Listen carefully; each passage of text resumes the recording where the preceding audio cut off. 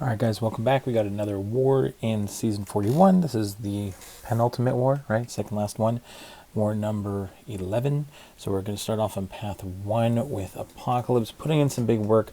We're not bringing in the Cable or Sinister Synergy this time because I've got King Groot here on the first fight. And that will get me 1 charge, and then the next fight is against a Domino, and that one will get me up to the 4 charges. And that's fine. The only issue that I'm going to have here is that we didn't really have anyone for a Quicksilver on the Hazard Shift, like mini on, I think it's 22, so it's Incinerate and Shock. So what I decided to do was, I've got this fight, then I got Domino, and then I have a Mephisto. And the last couple times I fought a Mephisto, he procced his aura a bunch of times. I was very easily able to get the Incinerate immunity, and then I had Odin to put the Odin pre-fight on for the shock resistance, and then it would make it easier for that Quicksilver fight.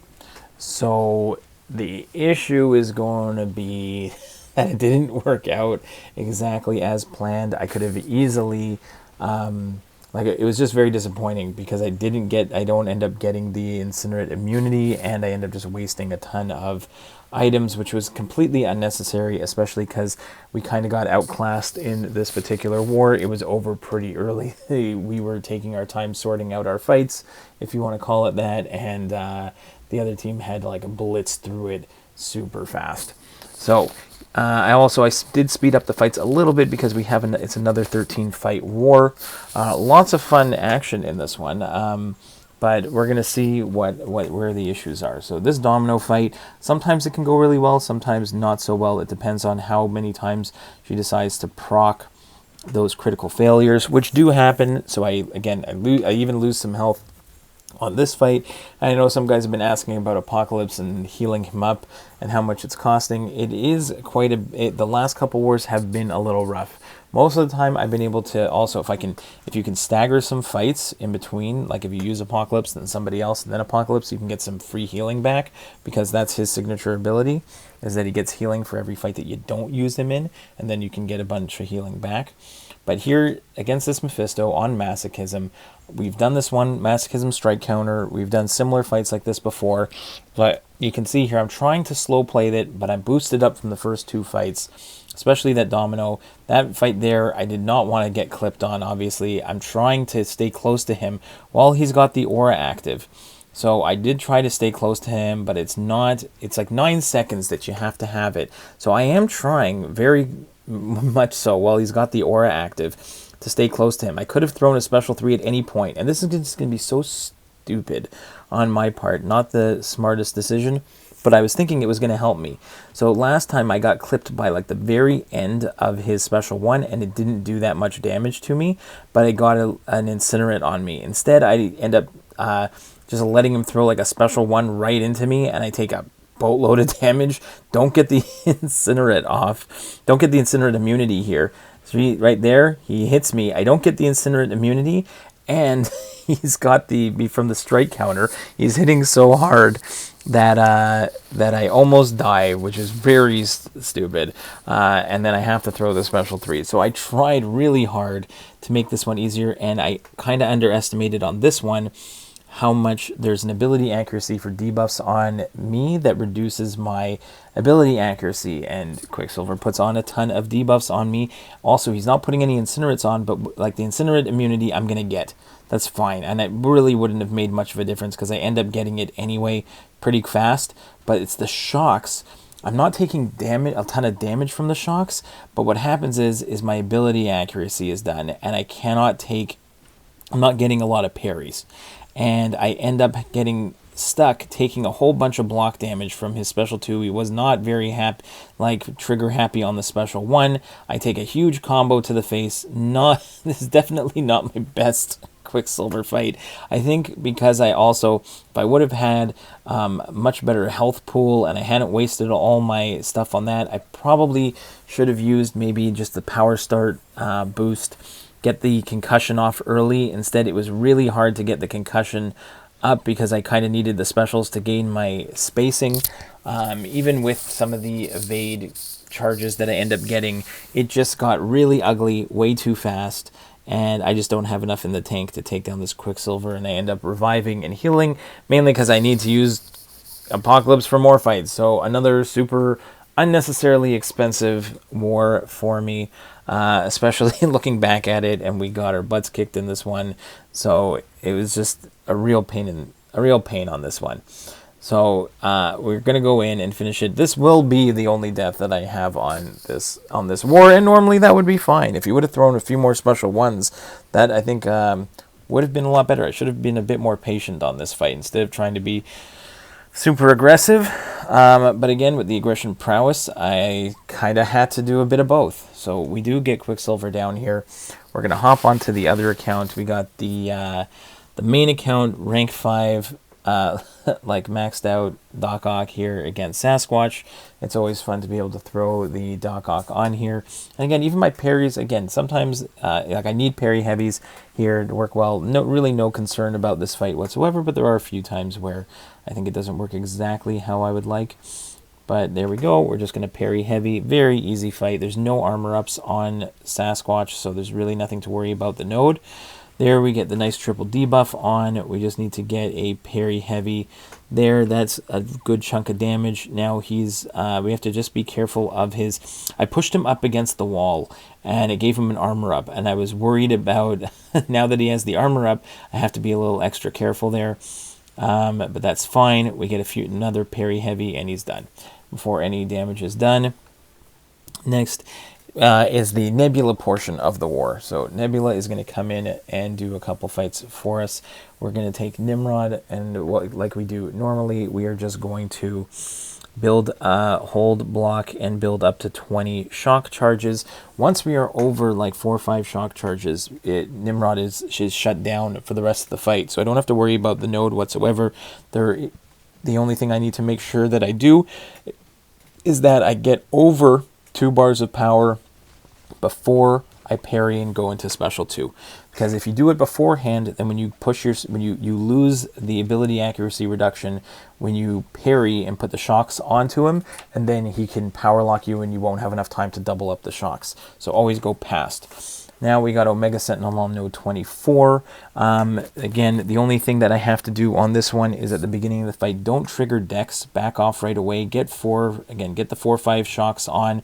Now I don't have to worry about Dexing, and I do get stuck up against the wall. Nice, clean, heavy evade. It's like a little 2-parter there with Omega Sentinel. It's good because we fought a lot of Omega Sentinels this season. And now, again, she's a robot, so she's completely shut down. The node is shut down at this point.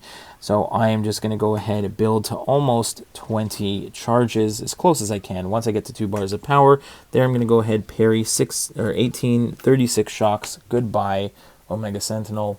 Great move with Nebula. We're going to do the same thing on Colossus on node 32 here.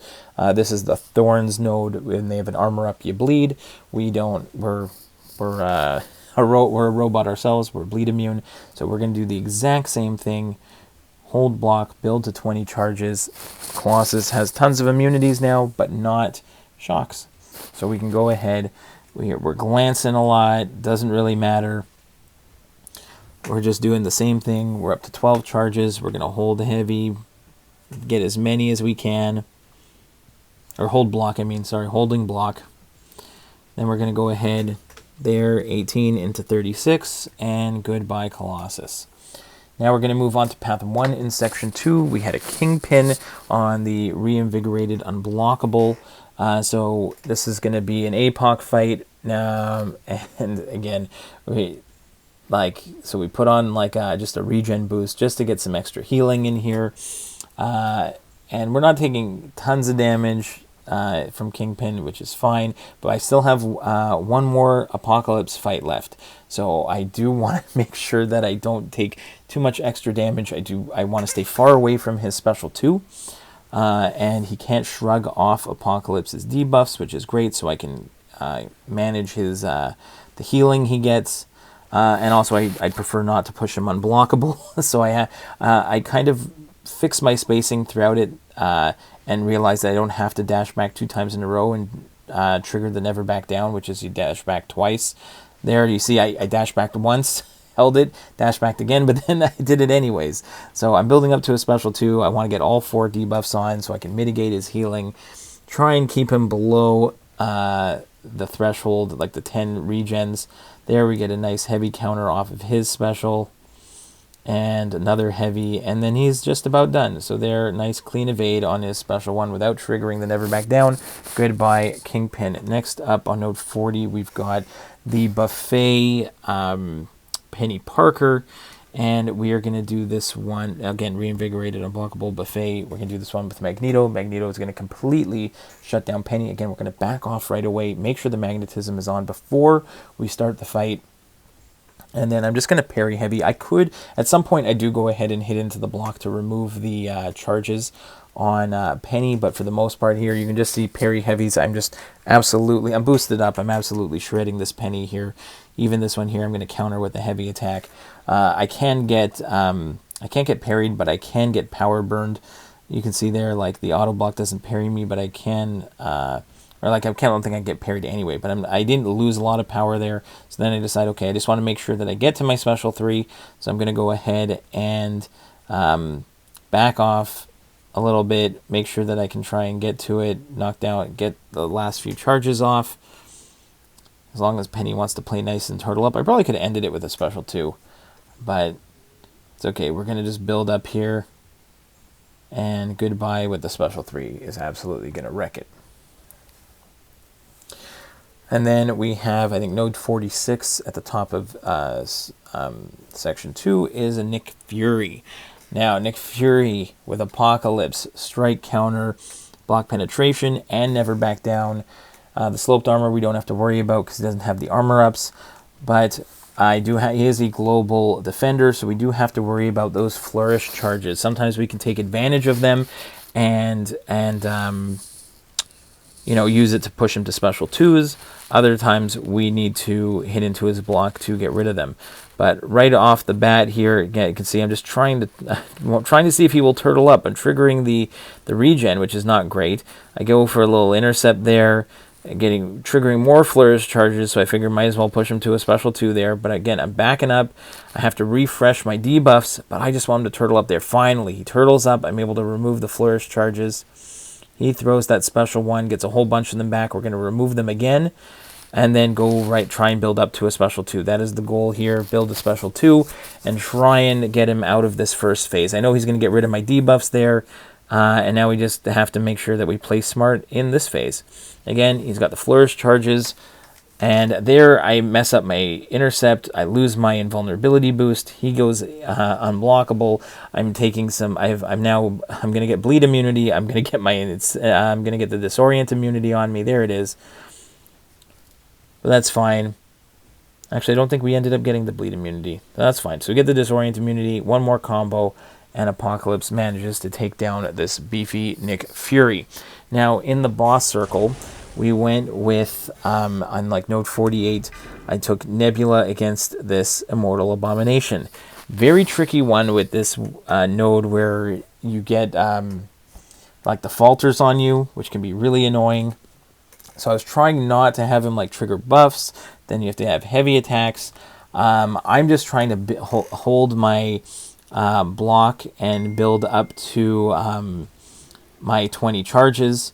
I did put a regen boost on here. He's also got, like, I think his specials cost 50% less, so he's going to be spamming a lot of special 1s, and then I end up taking a bunch of special 2s on the block. Now, because I'm poison immune, I'm really not too concerned, even if he gets his toxic aura. As long as he doesn't, get to a special 3, I'm okay. He won't be able to put those poisons on me. So there, I don't get enough charges, but I'm able to take like half of him down there.